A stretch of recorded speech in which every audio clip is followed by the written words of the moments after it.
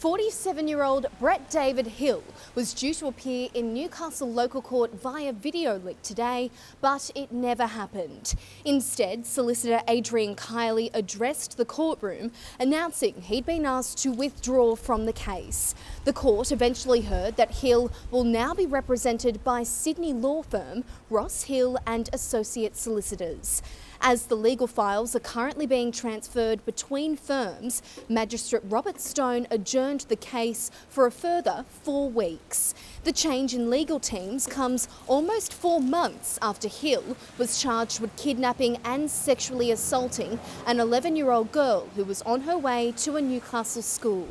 Hill remains in custody. Bail wasn't applied for and was formally refused. The 47-year-old is also yet to enter a plea. He's now due to appear back in Newcastle local court via video link on November 7.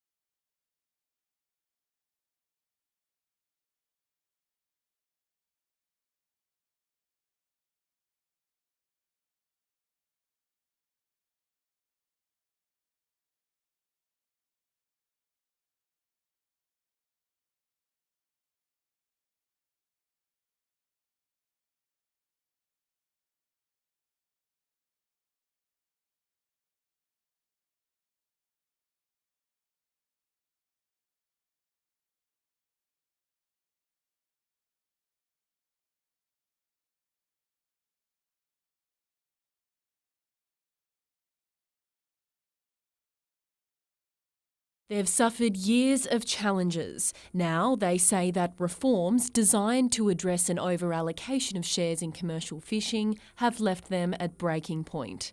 Well, many of them just haven't been able to survive the reform process. And here in Port Stephens, it's been particularly difficult. Today, Labor announced a plan for an independent inquiry into the sector if it wins power in March, promising the move would see less changes, not more. Smaller fishing operations say they're suffering under a costly new share system. Some of the fellas, they've been to hell and back to do it. It's just wrong what this reform has done to family commercial fishermen. In the past 2 years, almost 200 fishing businesses have closed. That's around 20% of the state's commercial sector. The opposition is claiming it's down to the most recent reforms, but all Port Stephens fishermen are asking for is independence. I think full-time fishermen, family fishermen, will come to an end, and it seems like the only way the government wants fishing to exist is by investment, by companies, bigger shareholders, which generally really doesn't mean they produce any more product than a full-time fisherman. The Parliamentary Secretary for the Hunter says the changes are on track and that the state government will continue to support commercial fishers through the current system. Lauren Kemp, NBN News.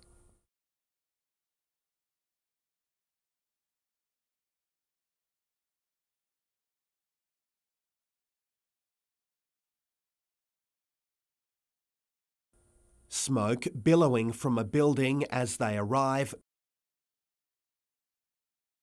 Firefighters force their way inside using a saw, then begin attacking the flames and searching for occupants. The operation barely distinguishable from a real emergency.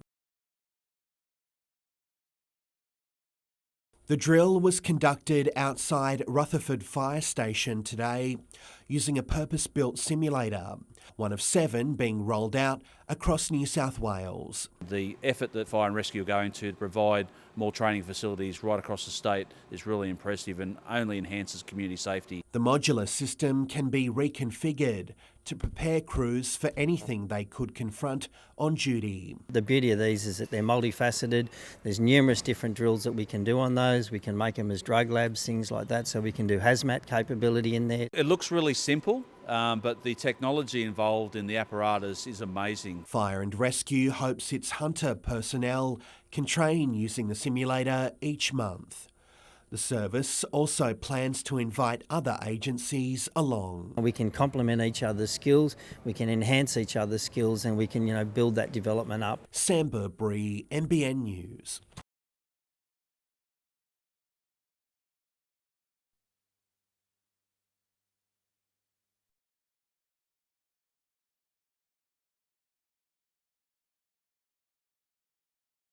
I play a lot of sports here.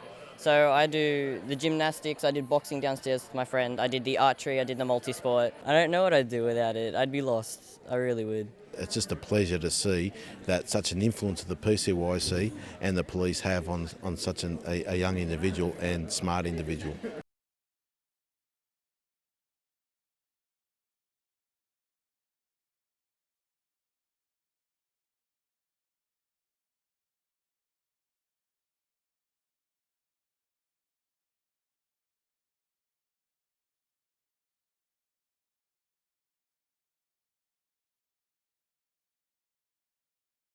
We're going to have 10 finalists on our stage repping a dad bod.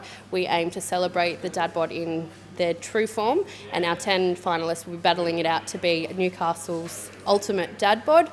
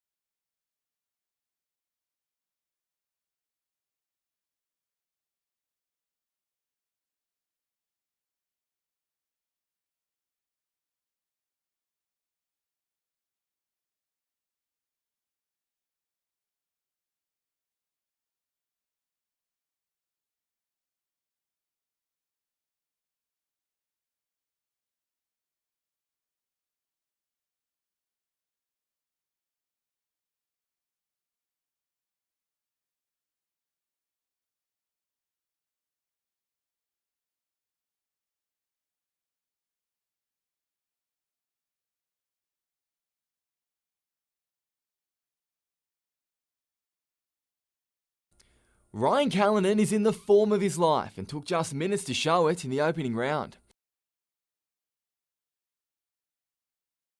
That was the highest single wave score of the heat, but not enough to beat Brazilian superstar, former world champion and current contender Gabriel Medina. Callanan found himself in the sudden death second round against another of the sport's heavy hitters, Owen Wright, but the wildcard wasn't daunted.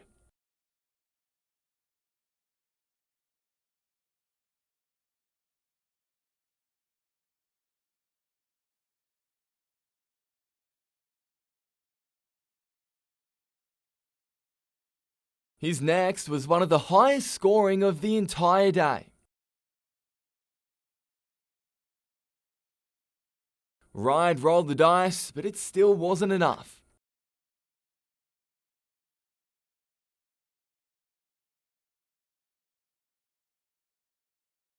Callanan's win at the top-rated Portuguese event last week, which also secured him this wildcard, propelled him to second on the qualifying rankings with 19,000 points.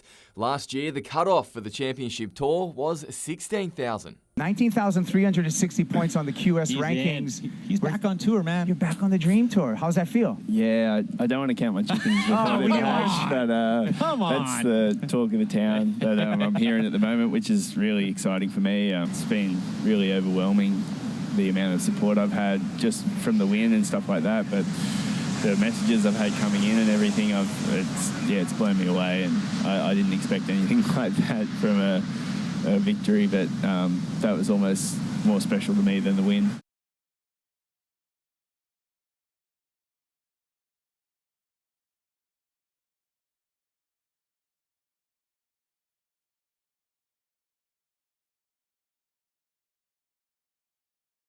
We're exceptionally excited. We know it's a legacy moment for football, and we're very thankful that the clubs have supported this new concept.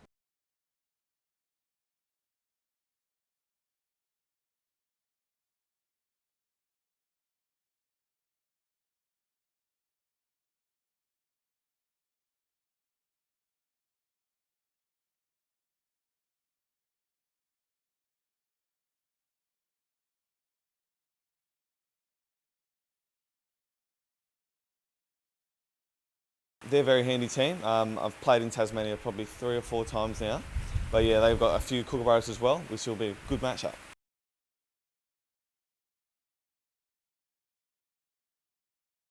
He's a great mentor, brings a lot of experience and knowledge to the game and helps us young debutants out.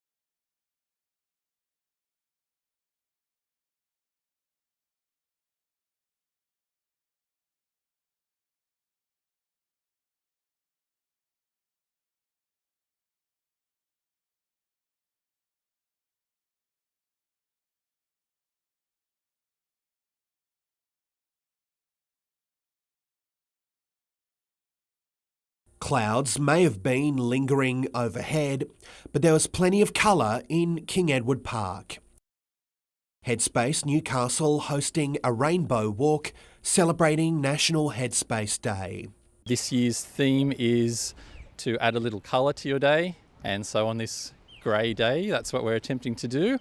The organisation says raising awareness about mental health is crucial, given a recent survey of more than 4,000 young people, which found nearly a third were feeling high or very high levels of psychological distress. That rate has tripled in the last decade. Social pressures and the pressures on young people and families in general are increasing. According to the study, young women in particular are struggling. Headspace is urging people to support each other and seek assistance where necessary. Mental health is a key issue for all people in Australia. If people want to have access to information about mental health resources, they can visit headspace.org.au. There's lots of fact sheets and information for parents, carers, young people. Sam Burbury, NBN News.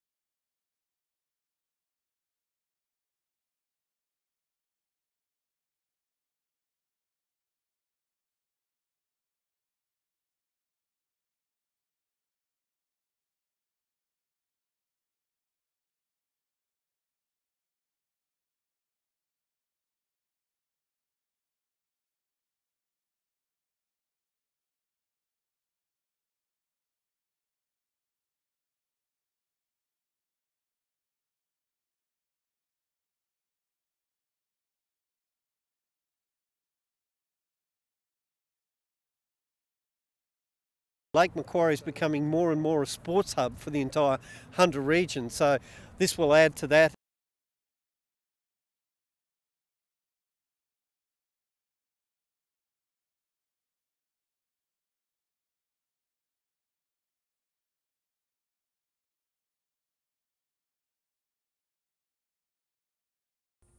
Bringing out the big guns. They're fast, furious, and make a whole lot of noise. The State Offshore Superboat Championship contenders are back on Lake Macquarie. Really exciting. They get up to speeds around 200 kilometres, and we'll be having one event on Saturday and two on Sunday. Today, the mare took a spin herself, clocking a top speed of 100 kilometres an hour. And that's just a fraction of what can be expected in the high-octane spectacle that is the Lake Mac Big Weekend. 12 events, tens of thousands of visitors, and $10 million being splashed into local coffers.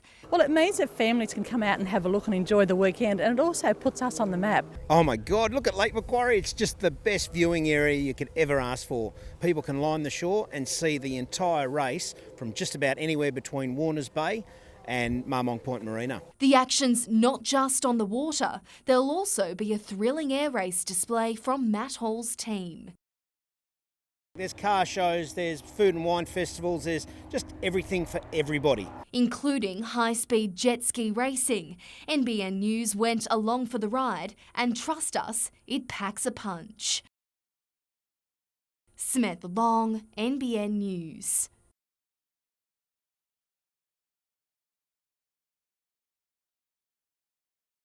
He'd only just taken down Owen Wright, but the world number one was always going to be a different challenge.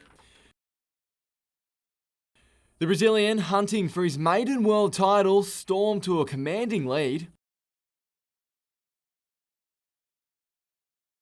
leaving Callanan on the ropes, but the fight was just beginning. What was going through your mind? I don't know. I was pretty lost in the moment, to be honest. I kind of just built through the heat. What came next shocked the surfing world. A solid score provided a glimmer of hope.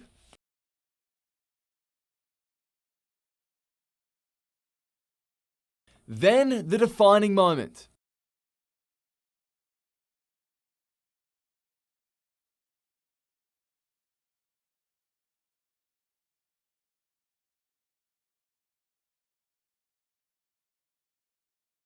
Both camps waited nervously before the judges made their decision. There was a late roll of the dice, but Toledo's event was over, while the Wildcards' dream run continues. I feel I belong here now, and they're big heats, and I had a lot of them the year I was on too, and a lot of ones really close like that, but they seem to not go my way, and I don't know what's happening. This event seems to be switching around. It's great. The result opens the door for superstar Gabriel Medina. With 2 more heat progressions, he'll become the new number one. He's into the 4th round alongside Central Coast surfer Matt Wilkinson, who won his first matchup since May. Tonight, Stephanie Gilmore could claim a record 7th world title to equal the great Lane Beachley.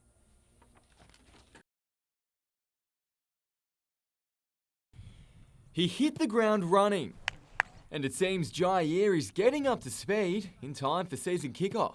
I think it will come down to these last 10 days, and sharpness will obviously be a factor, and we're starting to see that from him now.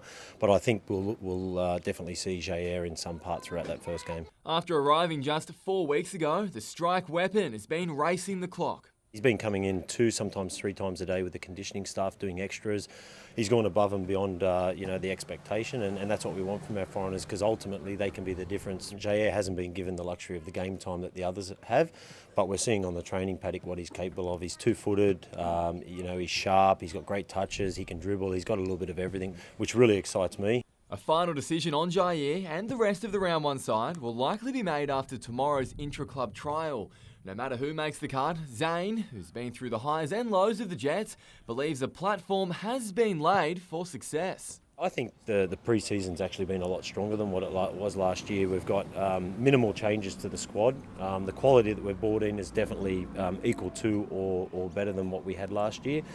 So I feel that with the platform that we've had over these 16, 17 weeks, that we're in a lot better position going into round one than what we were last year.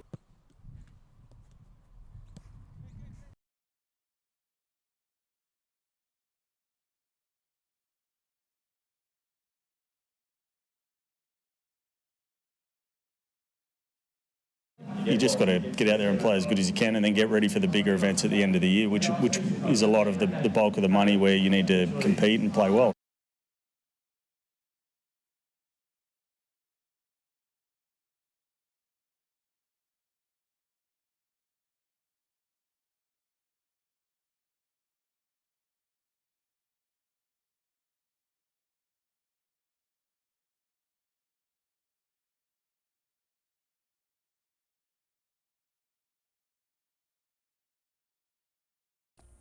Moves with a story to match. This is a project put together by Catapult Choreographic Hub, Newcastle's first not-for-profit professional school, allowing choreographers and dancers to develop their skills a bit closer to home. We have the most amazing training institutions here in Newcastle and create the most amazing dancers, but we don't have a professional sector for them to come back to. The opening company has 6 full-time artists, some from interstate making the Hunter their home, while others have returned from international careers. Craig Barry has been in the industry for more than 2 decades. After working at the Central Coast's Indigenous dance company NASDA, he wanted to put Newcastle on the map. To me, the professionalism is really high, the standard is awesome, the maturity of the artist is fantastic, and I think that's what takes things to the next level. Their debut performance is all about life's ups and downs. Everybody moves, we communicate more with our bodies than we do with our words, so I think that dance is a really emotional way of getting a story across through the body in space rather than using words. For more information, visit our website. Samantha Long, NBN News.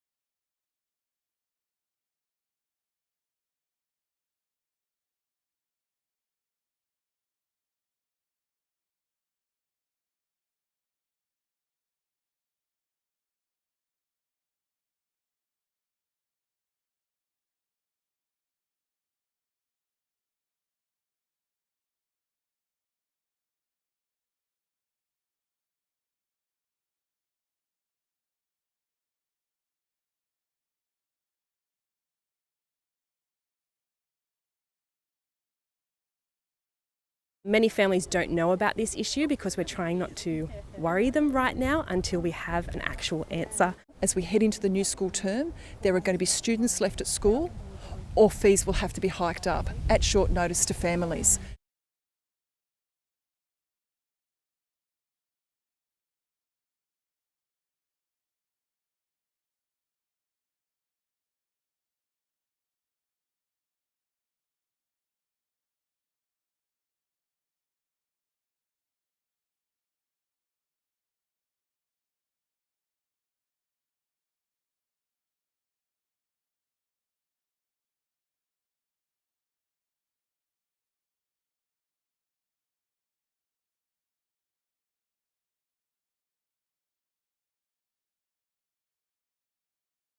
Seen by millions worldwide, the Newcastle 500 was a spectacle unlike anything the city had experienced before. I think it showcased Newcastle in a way that few people had properly understood before. The inaugural race drew close to 100,000 people over 3 days. Around 20% came from outside the region, a big injection for our economy.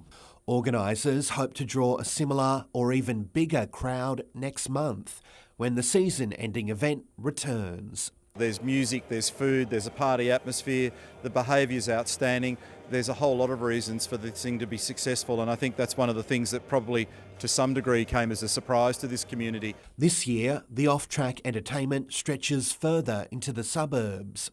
Drivers will parade through Hamilton, there'll be a Christmas-themed event in Derby Street, then there's the Newcastle 500 concert moving to number 1 sports ground. Even if you aren't going into the race precinct, we've got plenty on offer and we are open for business. Drivers hope offering something for everyone will create an incredible atmosphere. We're an entertainment business, so having more fans there the better. Hopefully all these people who are here, told even more people, and we'll have even bigger crowds when we come back. If the first one was any indication, it's going to be a cracker event. Everybody involved in it gained a lot from 2017. So if we can put all that together again in 2018, I think everybody have a big grin on their face. Sam Burbury, NBN News.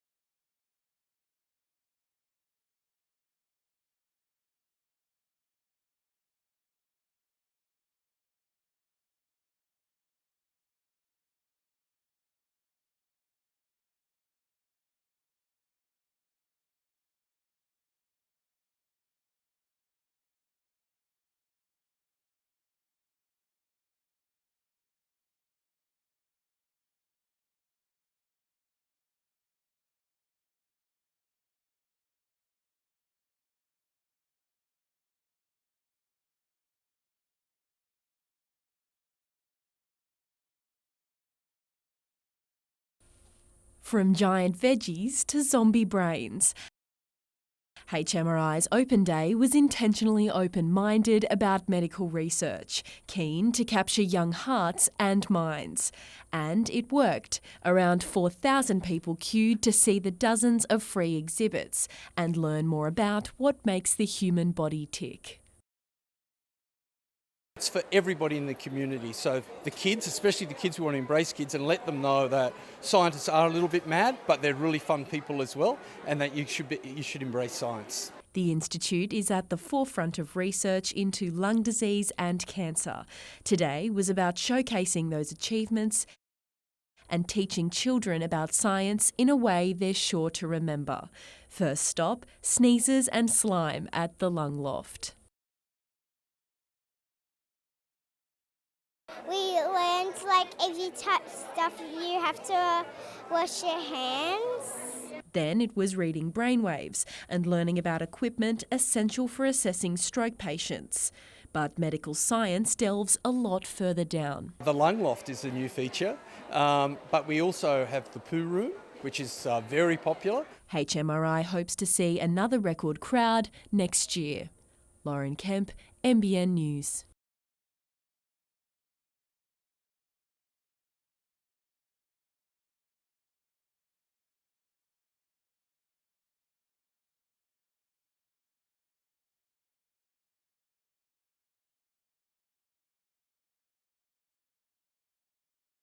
I've never regretted or never not wanted to come to work for a single day of my police service. Whilst we're sad to say goodbye, we're so happy for him to go into retirement with his head held high and having had such a distinguished career.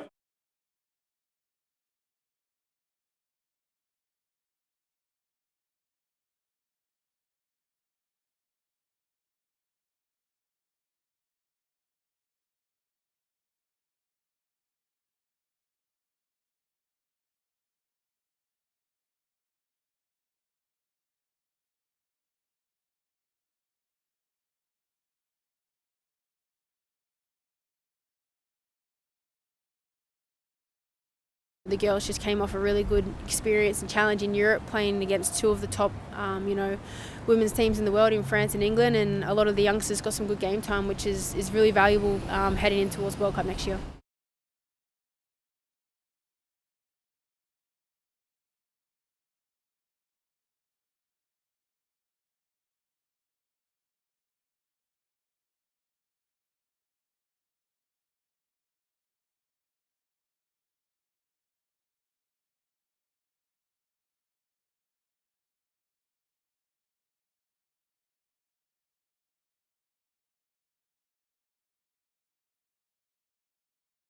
Our customers own the organisation, and we act in the best interests of customers today, tomorrow, and I hope for the next 115 years.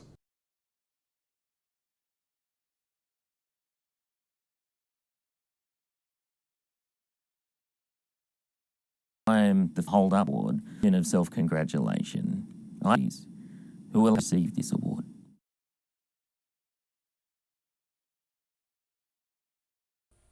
Sport we'd expect an